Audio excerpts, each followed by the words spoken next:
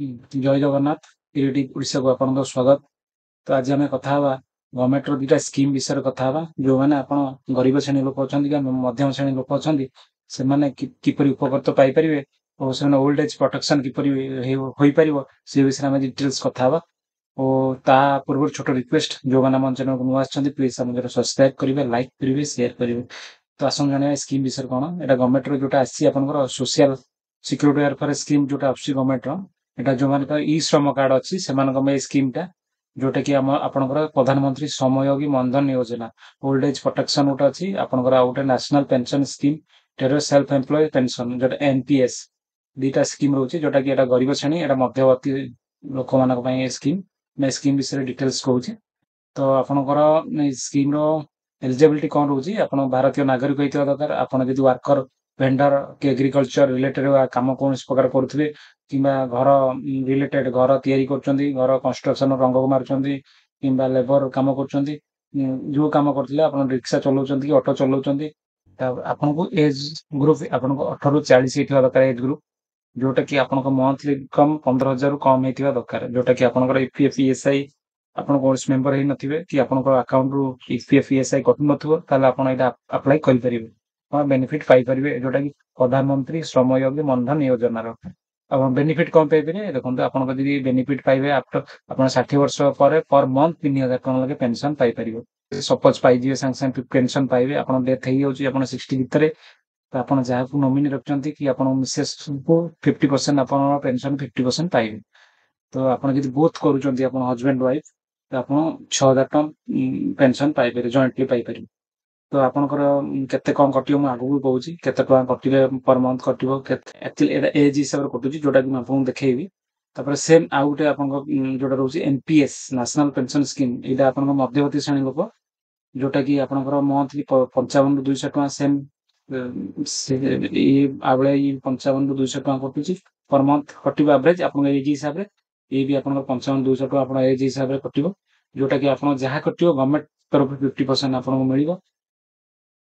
इटा भी आपनकर 18 रु 40 एज हेतिबा दरकार जोटा कि 40 प्लस हे नथिबो आपन को 18 रु कम हे नथिबो आपनकर सी आपन कवर कर नथिबो ईपीएफ ईएसआई आपनकर कवर कर नथिबो जोटा कि आपनकर एई स्कीम टा भी आपन को जेपरि कवर कर नथिबो आपण जदि आकु अप्लाई करछन आकु अप्लाई करि परिबे नै और 1.5 कोटी भी कम होतबा दरकार आपनकर आपण जोटा कि आपण जो कोन सरे बिजनेस करछन होटल करछन रेस्टोरेंट करछन किंबा कोन प्रकार रियल एस्टेट काम करछन ताला आपण करि परिबे आकु आपण को आपण 60 एज पर सेम आपण 3,000 टका लगे पेंशन पाई परु ए दीटा स्कीम मु आज आपन अप्लाई करी देखैबी डिटेल्स। तो आपण मु आपन को डिटेल्स देखै दोज प्रथम आपनकर केते टका कटिलो कोन आपन को मिलुची ता पूर्व ता परे मु आपन अप्लाई करी देखैबी। आपन जो दीटा स्कीम कहिली आपन को सेटा डिडक्शन टेबल टा आपन देखौजे देखंतु आपन जो प्रथम एंट्री एज आपन जदि 18 एज रे आपन 18 वर्ष हे जे आपन को वर्तमान अप्लाई करूचंती आ स्कीम नौचंती गवर्नमेंट रो जोटा ओल्ड एज पेंशन स्कीम टा तो आपन कोन कटुची आपन 60 वर्ष पर्यंत स्कीम रहइबो जोटा कि आपन को पेमेंट दवा पड़िबो पैसा दवा पड़िबो कंट्रीब्यूशन आपन को ऑटो डेबिट आपन अकाउंट ऑटो डेबिट हबो जोटा कि आपन आगु कहि वीडियो रे आपन किपरि अकाउंट अटैच हबो केमते डाटाबेस ओपन करिवे प्रोफाइल तयारी करिवे मो डिटेल्स कहबी स्किप करिवेन वीडियो को। तो आपन को एंट्री जदि 18 हेची आपन को 60 वर्ष पर्यंत दवा पड़िबो आपन को 55 टका पर मंथ पड़िबो आपन को 55 टका गवर्नमेंट दबो सेंट्रल गवर्नमेंट दोची 55 टका आपन को 110 टका रोची आपनकर पेंशन जोटा अकाउंट खोला हबो आपनकर जोटा आपण पेंशन अकाउंट खोलिबे ता अकाउंट रे 110 टका ले पर मंथ डिपॉजिट हो से पुरी आपन 19 वर्ष हेले आपन 60 वर्ष पर देबा पड़े आपन 58 टका देबा पड़िबो गवर्नमेंट भी से 58 सेम टू सेम देबा पड़े एपरि भाबे आपन देबे जे आपन 30 हेची 60 वर्ष पर्यंत देबा पड़े आपन 105 टका देबा पड़िबो गवर्नमेंट भी 105 टका देबो आपन 210 टका अकाउंट रे डिपॉजिट हो। तो एपरि भाबे आपन को 40 वर्ष पर्यंत आपन एज लिमिट रहउची जोटा कि 40 वर्ष आपन 200 टका देबा पड़े गवर्नमेंट 200 टका देबो 400 टका आपन अकाउंट रे डिपॉजिट हो। ए स्कीम रे एपरि भाबे डिपॉजिट कंट्रीब्यूशन हबो एटा 50-50 बेसिक रे एटा गवर्नमेंट आ आपनकर रहउची एटा जोटा तापरे आपनकर एटा सब बैंक रे आपन करि परिबे एटा ओपन करि परिबे स्कीम लाभवान नै परिबे सब बैंक रो मध्ये आपन जो सेविंग बैंक है तो सेटा आपन डायरेक्ट कंट्रीब्यूशन हबो कटिबो सेटू आ विड्रॉ मध्ये सेटू करि परिबे। तापरे आपनकर आउटे गोटे कहूची आपन को एटा आपन को हेल्प नंबर हेल्प जो हेल्प नंबर टा रहउची मोइडा आपन को देई दिबे नंबर टा आपन चाहेला को कथा ही डिटेल्स बुझी परिबे 24/7 कॉल करि परिबे तापर आपण किछि डाउट हेले रोचे यहाँ आप सीएससी काउंटर अप्लाई करेंगे निजे कंप्यूटर अप्लाई करेंगे तो मुझे आपको अप्लाई कर देखा तो आप गूगल क्रोम को आसिक eShram.gov.in मारे जोटा कि मुझे डिस्क्रिप्शन लिंक रे देदेवी लिंक टा आप डायरेक्ट आसपारे आसला होम पेज गोटे आसो होम पेज खोल होम पेज खोला यहाँ आप अप्लाई करेंगे eShram कार्ड निहाती दरकार आवश्यक आप नुआ अप्लाई करेंगे निजे मोबाइल अप्लाई करेंगे ये देखो ऑप्शन आपर register on eShram already registration मारे जब आप अप्लाई कर ऑलरेडी रजिस्ट्रेशन क्लिक करेंगे जो आप रेजिस्टर करना नुआ अप्लाई करेंगे ये रेजिस्टर eShram मारे मारापर आपको गोटे पेज खोल ये पेज देखो सेफ रजिस्ट्रेशन आप मोबाइल मोर ऑलरेडी रजिस्ट्रेशन अच्छी मुझे रजिस्ट्रेशन कले हम ना मुझे कहीदे तथापि आपको आधार कार्ड रे जो मोबाइल नंबर लिंक अच्छी से नंबर देदेवे कैप्चा कोड देदेवे आपन ईएसआई कटुचे कि कटुनी नो मारे यदि आपंकर ईएसआई कटुचे नो मारिक आप सेंड ओटीपी करेंगे send OTP mobile number OTP जी आपंकर ओटीपी गलापर आपको सीटा ओटीपीटा देवे देलापर आपको आउ गोटे प्रोफाइल खोल जोटा कि आप निजर प्रोफाइल डिटेल्स सब देवा पड़ो आपंकर निजर ना बापा ना ठिकाना कम कौन कर सब डिटेल्स लिखा कि ना लिखला आप सेव करदे सबमिट कलापर आप सागे सागे यूएन कार्ड गोटे मिल से यूएन नंबर मिल नंबरटा रखिए यदि आप नंबर ऑलरेडी कार्ड अच्छी नंबर जानी ना यदि आप नंबर अच्छी जानी ना आप ये आसवे ये देखो लिखाई नाउ योर यूएन जो नंबरटा दरकार आपंकर जोटा कि eShram कार्ड ऊपर लिखाई से नंबरटा आप निहान दरकार आधे आप कार्ड अप्लाई करते आप कार्ड ना कि नंबर जानना आराम से जानीपर देखो ये यूएन नंबर मारे नाउ योर नंबर तो आप आधार नंबर देते ये आप आधार नंबर देदेवे आप कैप्चा कोड जहाँ लिखाई थे सबमिट उपर क्लिक करेंगे सबमिट उपर क्लिक कलापर आप मोबाइल गोटे ओटीपी जी आपंकर जो आधार लिंक थी नंबर से नंबर गोटे ओटीपी जी वैलिडिटी चेक करदे वैलिडिटी चेक कलापर आप यूएन नंबर देखो शो कर यूएन नंबर आप ना आप लिखिक रखिदे ना आइदर आप फोटो उठे रखिए आप होम को पलि आसवे आपंकर प्रथम जोटे जाइए जो जगह को आप होम को आसिक स्कीम अप्लाई करेंगे scheme social security scheme click करेंगे तो स्कीम टा इंटरेस्ट अच्छा आप अप्लाई कर अप्लाई करेंगे ये लिखा site visit site visit click करेंगे तो एपरी भाव आउ गोटे सैट खोल पेज खोल ये देखा सेल्फ एम्प्लॉयमेंट सीएससी ये एडमिट लॉगिन आम सेल्फ निजे करेंगे सेल्फ एम्प्लॉयमेंट करवा क्लिक कर आप मोबाइल नंबर देदेवे आपंकर कलापर आप मोबाइल को ओटीपी जी से ओटीपी आप देदेवे प्रोसीड उपर क्लिक करदे आप डाटा बेस गोटे खोल डाटा बेस खोल डाटा बेस खोलला आप कौन करेंगे आपंकर देखो ये पीएम आप डाटा बेस खोला सर्विस उपर क्लिक करेंगे सर्विस उपर क्लिक कर एनरोलमेंट लिखाई आप क्लिक करेंगे क्लिक करके PMSYM ये मारे आप हम ये मारिपारे आप एनरोलमेंट एकदम प्रधानमंत्री श्रम योगी मनधन योजना लिखाई प्रधानमंत्री किसान मनधन योजना लिखाई NS जो NS national scheme traders and self employment person होता क्लिक करेंगे जेहेतु आम आज प्रधानमंत्री श्रम योगी मनधन योजना करवा आप क्लिक करेंगे आउ गोटे पेज खोल ये लिखाई आपको पचार रेजिस्ट्रेशन श्रम eShram आम ये पेज को आसवा थे जो प्रधानमंत्री श्रम योगी मनधन आप ये नंबर जोटा 9 रखिला लिखिकी से नंबरटा आप लिखिदेवे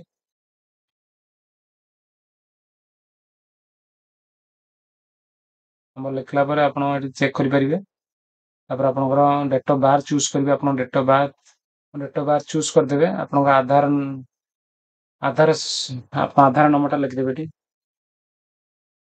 वेरीफाई उपर क्लिक करेंगे वेरीफाई गोटे आप ओटीपी जी ओटीपी दे प्रोसीड उपर क्लिक करेंगे आप वेरीफाई हो नंबर मोबाइल नंबर ये आप वेरीफाई करेंगे मोबाइल नंबर ऑटोमेटिक आसो आप देख करेंगे वेरीफाई करदे वेरीफाई कले आप ओटीपी आउ गोटे जी आप मोबाइल नंबर को प्रोसीड उपर क्लिक कर ओटीपी देकी मोबाइल नंबर वेरीफाई सक्सेसफुल आप जेंडर पलि आस स्टेट पलि आस डिस्ट्रिक्ट पलि आस पिन कोडा ये आप देदेवे आप जो एरिया रोचे पिन कोड देदेवे नॉट रिलीजन बिलोंग आप येस मारे नो मारे आप कैटेगरी पलि आस आपंकर कौन कम कर चूज करेंगे आप कौन ए कर बर्तमान मिड डे मिल वर्कर कि आप एनिमल हजबेंडरी आप कौन वर्क करुँच ये आपंकर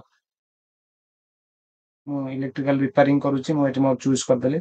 ତ ଆପଣ ESIPF ମେମ୍ବର କି ଅଛନ୍ତି କି? ଆପଣ ୟେସ୍ ମାରିଲେ ଏଇଟା ଆପଣଙ୍କର ଲାଗୁ ହବ ନାହିଁ, ମୁଁ ଯୋଉଟା କି ଆଗରୁ କହିଛି ଆପଣଙ୍କୁ नो ମାରିବେ। ତାପରେ ଆପଣ ଇନକମ୍ ଟ୍ୟାକ୍ସ ପ୍ଲେୟର କି? ଆପଣ ୟେସ୍ ମାରିବେ, नो ଏମିତି ୟେସ୍ ମାରିଲେ ହବ ନାହିଁ, ଏଇଟା नो ମାରିବାକୁ ପଡିବ। ତାପରେ ଆପଣଙ୍କର ଆଟ୍ରାକ୍ସନ ଦେବାକୁ ପଡିବ ଏଠି ଆପଣଙ୍କର ଏଠି ଠିକ୍ ମାରିବେ, ତାପରେ ସବମିଟ୍ ଉପରେ କ୍ଲିକ୍ କରିବେ। ତାପରେ ରେଜିଷ୍ଟ୍ରେସନ ସକ୍ସେସଫୁଲ ହେଇଗଲା ଆପଣଙ୍କର। ତାପରେ ଆପଣଙ୍କର ବେସିକ୍ ଡିଟେଲ୍ସ ଏଠି ଶୋ କରିବ ଆପଣଙ୍କର। ଆପଣ ଯୋଉ ୟୁଏନ୍ ନମ୍ବର ଆପଣଙ୍କର ଏଇଟା ଯୋଉ ପେନସନ ଆକାଉଣ୍ଟ ନମ୍ବର, ଯୋଉଟା କି ଆପଣ ଗୋଟେ ପେନସନ ଆକାଉଣ୍ଟ ନମ୍ବର ପାଇପାରିବେ। এই ଆକାଉଣ୍ଟ ନମ୍ବରଟା ପେନସନ ଆକାଉଣ୍ଟ ନମ୍ବର ଏଇଟା ଆପଣଙ୍କର। ଅଥେଣ୍ଟିକାଲ ଭେରିଫିକେସନ KYC ହବ, ଏଠି ଆପଣ OTP ଦ୍ୱାରା ହେଇପାରିବେ, OTP ଦ୍ୱାରା କରିପାରିବେ। OTP କ୍ଲିକ୍ କରିବେ, ଆପଣ ଡିକ୍ଲାରେସନ କ୍ଲିକ୍ କରିବେ, ଜେନେରେଟ୍ OTP ଉପରେ କ୍ଲିକ୍ କରିବେ। OTP କଲା ପରେ ଆପଣଙ୍କ ମୋବାଇଲ ଆଧାର ଯୋଉ ନମ୍ବର ଗୋଟେ OTP ଯିବ, ଆପଣ OTP ଦେଲା ପରେ OTP ଉପରେ କ୍ଲିକ୍ କରିବେ। କ୍ଲିକ୍ କଲା ଆପଣ OTP ଭେରିଫିକେସନ ହେଇଯିବ ଆପଣଙ୍କର। ଆପଣଙ୍କୁ 60 ଇୟର ପରେ ଆପଣ ପାଇପାରିବେ 3000 ପେନସନ ଯୋଉଟା ପାଇପାରିବେ। ତାପରେ ଏଠି ଆପଣ ଆକାଉଣ୍ଟ ଡିଟେଲ୍ସ ଯୋଉଟା ଦେଇଥିବେ, ୟୁଏନ୍ ନମ୍ବର ଶ୍ରମ କାର୍ଡ ବନେଇଲା ବେଳେ ସେ ଆକାଉଣ୍ଟ ନମ୍ବର ଡିଟେଲ୍ସ ପଳେଇ ଆସିବ ଏଠି। ଦେଖନ୍ତୁ ଏଇଟା କଣ୍ଟ୍ରିବ୍ୟୁସନ ଫ୍ରିକ୍ୱେନ୍ସି, ଏଇଟା କଣ୍ଟ୍ରିବ୍ୟୁସନ ଫ୍ରିକ୍ୱେନ୍ସି କଣ? ଆପଣଙ୍କୁ ଯୋଉ ଦେଖାଇଲା ଆପଣଙ୍କୁ 90 ଟଙ୍କା କଟୁଛି ଆପଣଙ୍କ ଏଜ୍ ହିସାବରେ, ତ ଆପଣଙ୍କୁ ପର ମନ୍ଥ କରିପାରିବେ। କ୍ୱାର୍ଟରଲି କଲେ ଆପଣଙ୍କୁ 270 ଟଙ୍କା ପଡୁଛି। ହାଫ ଇୟରଲି କଲେ ସେଇଭଳି ଆପଣଙ୍କୁ ଡବଲ ପଡିଯିବ ଆପଣଙ୍କୁ। 12 ମାସକୁ ଆପଣଙ୍କୁ 1080 ପଡୁଛି। ଆପଣ ହିସାବରେ ଆପଣ କମ୍ଫର୍ଟେବଲ ଲାଗିବ ମନ୍ଥଲି କି କ୍ୱାର୍ଟରଲି, ଆପଣ ହିସାବରେ ଆପଣ ଚୁଜ୍ କରିବେ। ଆପଣ ହିସାବରେ ଚୁଜ୍ କଲେ ସେ ଅଟୋମେଟିକ କରିବେ। ଡିକ୍ଲାରେସନ ଉପରେ କ୍ଲିକ୍ କରିବେ, ସବମିଟ୍ ପ୍ରୋସିଡ୍ ଉପରେ କ୍ଲିକ୍ କରିବେ। ପ୍ରୋସିଡ୍ କ୍ଲିକ୍ କଲା ପରେ ଆପଣଙ୍କର 90 ଟଙ୍କା ଦେଖେଇବ, ଆପଣ ଡିଟେଲ୍ସ ଦେଖେଇବ। ତା ପ୍ରିଣ୍ଟ ମାଣ୍ଡାଟୋରୀ ଫର୍ମ ଉପରେ କ୍ଲିକ୍ କରିବେ। କ୍ଲିକ୍ କଲା ପରେ ଆପଣଙ୍କର ପର୍ସନାଲ ଡିଟେଲ୍ସ ପଳେଇ ଆସିବ, ଆଡିସନାଲ ଆପଣ ଡିଟେଲ୍ସ ଯାହା ଯାହା ଦେଇଥିବେ ପଳେଇ ଆସିବ। ଆପଣ ଆକାଉଣ୍ଟରୁ ଯାହା କଟୁଥିବ ସେ ଡିଟେଲ୍ସ ପଳେଇ ଆସିବ, ଆପଣ ଆକାଉଣ୍ଟ ଡିଟେଲ୍ସ ପଳେଇ ଆସିବ। ଏଠି ଆପଣଙ୍କୁ ସିଗ୍ନେଚର ଗୋଟେ ତଳେ ଥିବ ଅପସନ, ତାକୁ ସିଗ୍ନେଚର କରିବେ। ସିଗ୍ନେଚର କରିକି ଆକୁ ପ୍ରିଣ୍ଟ ଆଉଟ୍ ବାହାର କରିଦେବେ। ବାହାର କଲା ପରେ ଆପଣଙ୍କୁ ଏଠି ଅପଲୋଡ କରିବାକୁ ପଡିବ, ଅପଲୋଡ ଫାଇଲ, ଯୋଉଟା କି ଆପଣଙ୍କୁ ରହୁଛି 150 କପିରୁ 750 KB ଭିତରେ ହେଇଥିବା ଦରକାର। ଆପଣ JPG ଫର୍ମାଟରେ କରିବାକୁ ପଡିବ, JPG ଫର୍ମାଟରେ। ତ ଆପଣଙ୍କର ଏଠି ଯୋଉଠି ଆପଣ ରଖିଥିବେ ସ୍କାନ କରି ସେଇଟାକୁ କ୍ଲିକ୍ କରିକି ଆପଣ ଓପନ କରିବେ। ତ ଏଠି ଅପଲୋଡ ସ୍କାନ କପି କରିଦେବେ, ସ୍କାନ ଅପଲୋଡ ହେଇଯିବ। ତ ଏଠି ଆପଣଙ୍କର 90 ଟଙ୍କା ପ୍ରଥମ ଯୋଉଟା କି ଇନଷ୍ଟଲମେଣ୍ଟ ଆପଣଙ୍କୁ ନିଜେ ପେ କରିବାକୁ ପଡିବ, ଫାଷ୍ଟ ପେ କରିବାକୁ ପଡିବ ନିଜେ। ତାପରେ ଆପଣ ମନ୍ଥଲି ବ୍ୟାଙ୍କରୁ ଆପଣ ଡିଡକ୍ସନ ହେଇଯିବ, ମନ୍ଥଲି କଟିଯିବ ଆପଣଙ୍କର ପଇସାଟା। ତ ଆପଣ ପେ ୟୁଜିଂ ମାରିପାରିବେ। ତ ଆପଣ ଏଇଟା ନିଜେ UPI ରେ କରିପାରିବେ, ଅନଲାଇନରେ କରିପାରିବେ।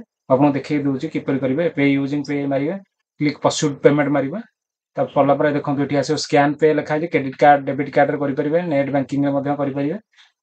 ଏଠି ଆପଣ ସ୍କାନ ପେ କରିପାରିବେ, ସ୍କାନ କରିକି ଆକୁ ଜେନେଟ୍ QR ମାରିବେ, Janet Google pay, phone pay, Paytm ଆପଣ କରିପାରିବେ। ତ ଆପଣ ପେମେଣ୍ଟ କଲା ପରେ ଆପଣ ଏଠି ସେଲ୍ଫ ଏମ୍ପ୍ଲୟମେଣ୍ଟ ପଳେଇ ଆସିବେ। ଏଠି ଆପଣଙ୍କ ମୋବାଇଲ ନମ୍ବର ଦେବି ପର୍ସୁଟ୍ କରିପାରିବେ, ଆପଣ କେତେ କଟିଲା କଣ କଟିଲା ଆପଣ ଡିଟେଲ୍ସ ଜାଣିପାରିବେ ଏଠି। ତାପରେ ଆପଣଙ୍କର ଏଠି ଆପଣ କ୍ୟାପଚା କୋଡ୍ ଯାହା ଲେଖା ହେଇଛି ଆପଣ ସେଇଟା ଦେଇଦେବେ ଏଠି। ଦେଇଦେଇକି ଜେନେଟ୍ OTP କରିବେ, ଜେନେଟ୍ OTP ଆପଣଙ୍କ ମୋବାଇଲ ନମ୍ବର OTP ଯିବ। ସେ OTP ଟା ଆପଣ ଏଠି ଦେଇଦେବେ, ଦେଲା ପରେ ଆପଣଙ୍କ ଡ୍ୟାସବୋର୍ଡ ଖୋଲିଯିବ, ଆପଣଙ୍କର ପ୍ରୋଫାଇଲ ଖୋଲିଯିବ। ଆପଣ ତ ଆପଣ ଆଧରେ ଜାଣିପାରିବେ, ଡ୍ୟାସବୋର୍ଡକୁ ଆସିଲା ପରେ ଆପଣ ଜାଣିପାରିବେ ଆପଣ କେତେ କଟୁଛି କଣ କରୁଛି ସବୁ ଟୋଟାଲ ଜାଗା ଅପଡେଟ୍ ଲେଖା ହେଇଛି। ଆପଣ ଏଠି ଅପଡେଟ୍ କରିପାରିବେ, ଆପଣଙ୍କର କିଛି ଅପଡେଟ୍ କରିବାର ଅଛି ଯଦି। ତାପରେ ଆପଣ ପର୍ସୁଟ୍ କଲେ ଆପଣ ଅପଡେଟ୍ ହେଇଯିବ। ତାପରେ ଆପଣ କାର୍ଡ ଆପଣ ରିପ୍ରିଣ୍ଟ କରିପାରିବେ। ଏଠି ଆପଣଙ୍କର ଆଇଡି ଯୋଉଟା ଆପଣଙ୍କର ଆଇଡି, ସେ ଆଇଡିଟା ଆପଣ ଦେବେ। ଆପଣଙ୍କ ଆଇଡି ଗୋଟେ ମିଳିଥିବ, ଯୋଉଟା କି ମୁଁ ଆପଣଙ୍କୁ ପେନସନ ଆଇଡି କହିଥିଲି। ପର୍ସୁଟ୍ କଲେ ଆପଣଙ୍କ ଡିଟେଲ୍ସ ଆସିବ ସେଠି। ତାପରେ ରିପୋର୍ଟ, ଟ୍ରାଞ୍ଜାକ୍ସନ ରିପୋର୍ଟ ମାରିଲେ ଆପଣଙ୍କର କେତେ ଟଙ୍କା କଟିଲା କଣ ଫୁଲ ମନ୍ଥର ଆପଣ ଜାଣିପାରିବେ। କେତେ ପର ମନ୍ଥ ଆପଣ ଯୋଉ 90 ରୁପିସ୍ ଲେଖେ କଟୁଛି, ଆପଣ କେତେ ଥର କଟିଲା କଣ ହେଲା ସବୁ ଜାଣିପାରିବେ ଏଠି। ତ ଆପଣ ଏପରି ଭାବେ ଆପ୍ଲାଏ କରିପାରିବେ। 60 ବର୍ଷ ପରେ ଆପଣ ଓଲ୍ଡ ଏଜ୍ ପ୍ରୋଟେକ୍ସନ ପେନସନ ପାଇପାରିବେ, ଯୋଉଟା ରହୁଛି ଆପଣଙ୍କର ପ୍ରଧାନମନ୍ତ୍ରୀ ମନଧନ ଯୋଜନା ପେନସନ, ସେଟା ଆପଣ ଲାଭ ପାଇପାରିବେ। ତ ଜାଣିପାରିଲେ କିପରି ଆପଣ ଆପ୍ଲାଏ କରିପାରିବେ। ରହୁଛି ଜୟ ଜଗନ୍ନାଥ, ପୁଣି ଦେଖା ହବ ଏକ ନୂଆ ଭିଡିଓରେ।